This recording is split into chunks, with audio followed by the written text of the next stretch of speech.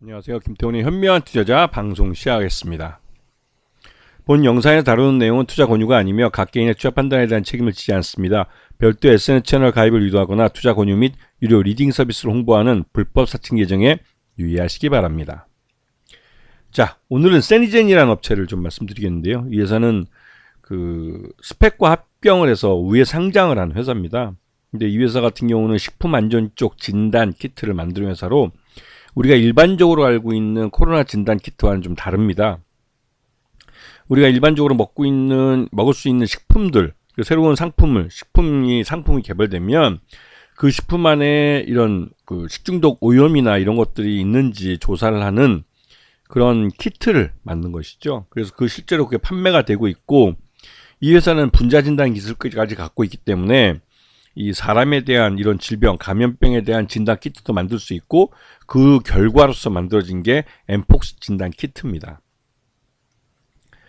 이 세니젠 파이프라인을 보시게 되면 미생물 유전체 분석이나 대규모 진단, 이게 한꺼번에 하는 거죠. 그러면 PCR, 신속 정확 진단을 하는 이런 쪽에도 이제 기술을 갖고 있어서 실제로 PCR 진단 키트를 만들어서 지금 판매를 하고 있습니다.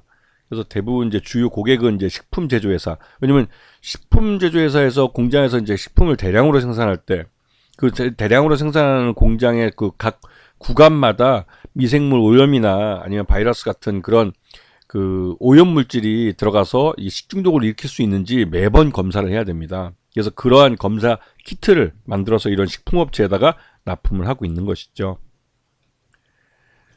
지난해 3분기까지 해서 매출 비중을 보게 되면 매출액 전체가 그렇게 크진 않습니다. 한 169억 정도 매출을 3분기까지 했는데요.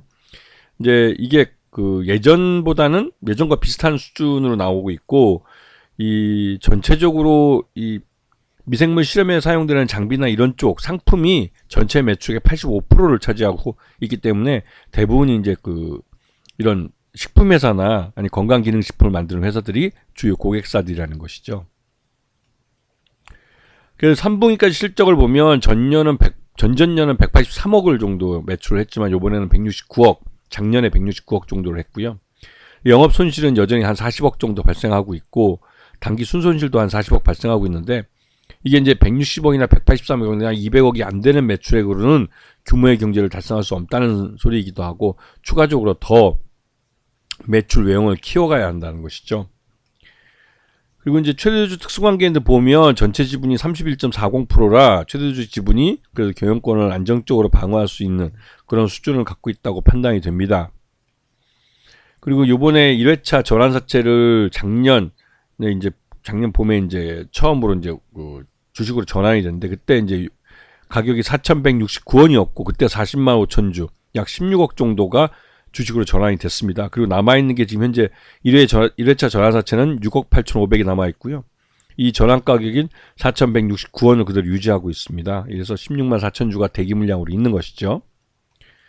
근데 요번에 이 세니젠이 또 상한가를 빵 친 건 다른 무엇보다도 이 세니젠이 개발한 이 엠폭스 진단 키트가 수출 허가까지 받았기 때문에 그렇습니다. 이 말뜻은 곧바로 해외에서 발생한 이 엠폭스 진단, 그러니까 엠폭스 바이러스나 엠보스 변이 바이러스에 대해서 곧바로 대응할 수 있는 진단 키트를 갖고 있다는 것이죠.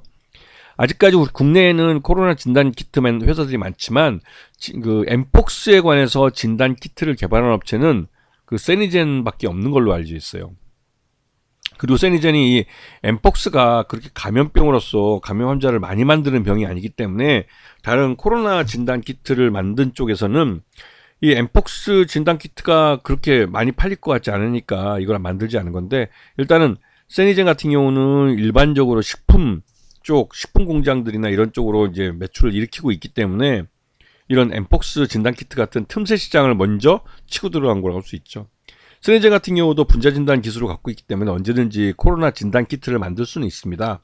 하지만 이 코로나 진단 키트를 만들어도 기존 다른 진단 키트 업체들과 경쟁해서 이기기 어렵기 때문에 이런 엠폭스 같은 이 틈새 시장을 노린 것이죠. 그런데 이번에 이 프랑스에서 엠폭스의 변이 바이러스가 발견이 됐습니다. 이 말뜻은 엠폭스의 감염 속도가 굉장히 빨라질 수 있다는 것이죠. 이렇게 되면 엠폭스 진단 키트도 대량으로 필요하게 됩니다. 그래서 세니제는 지금 이미 그 엠폭스 진단 키트를 개발도 했고 수출 허가까지 받은 상태고, 다른 진단 키트 업체들도 이 최근 들어서 이제 엠폭스 진단 키트를 개발하려고 노력을 하고 있습니다. 조만간 엠폭스 진단 키트가 다른 데서도 나올 가능성이 크고, 일단은 국내에서는 세니젠이 상장사 중에 유일하기 때문에 이런 뉴스가 나왔을 때 묻지마 매수가 유입되면서 곧바로 상한가를 만들어버린 것이죠.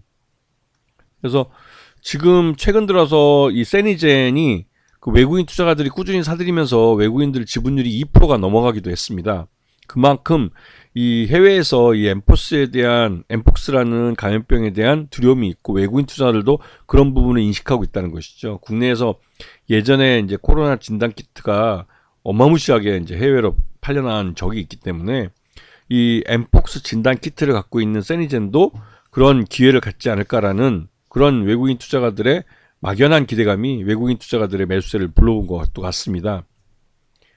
그래서 지금 현재 세니젠 같은 경우 상장 이후에, 그러니까 우회 상장 이후에 주가가 계속 흘러내리다가 지난 봄이 아니라 여름에 코로나가 이제 유행을 하면서 이 진단키트 전반에 걸쳐서 매수가 유입됐고, 특히 그때도 이 엠폭스가 국내에서 발견됐다는 뉴스에 국내에서 이 엠폭스 진단 키트를 갖고 있고 또 수출 허가까지 받은 세니젠 주가가 급등하기도 했습니다. 그런 것에 대해서 투자자들이 학습 효과가 되어 있기 때문에 이러한 그 엠폭스에 관련된 뉴스가 나오면 곧바로 사람들이 묻지마로 세니젠을 사버리는 것이죠.